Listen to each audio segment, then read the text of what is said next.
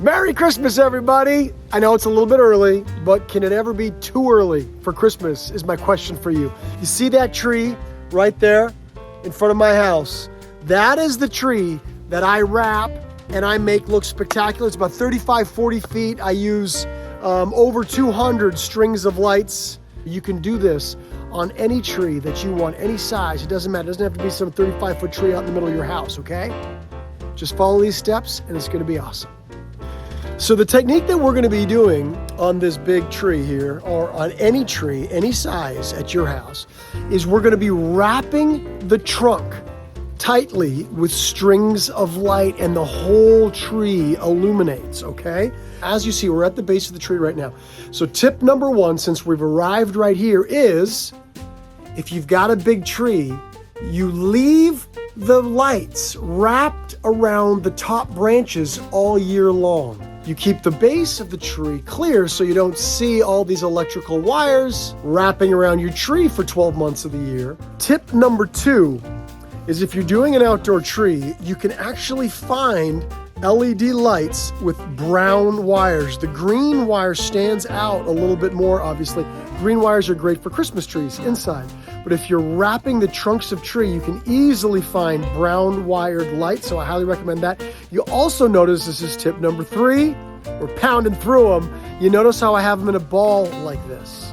So much easier to wrap up and also so much easier to apply to the trunk of a tree by just wrapping it around. Tip number four, if you're gonna go up high in the tree, like I do, get somebody else to do it because it's very dangerous. But honestly, make sure that you're safe.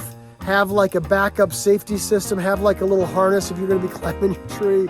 But generally, I don't really recommend it. I've been climbing this tree for over 11 years as it's grown. I've got lights already placed up in the dangerous areas. I'm very comfortable and I make sure that I'm very safe. All right, I'm inside the tree. I'm only about a third of the way up. So you can see here, it looks a little bit messy on camera, but this is where I left. This branch has got a string of lights out. I left this, right?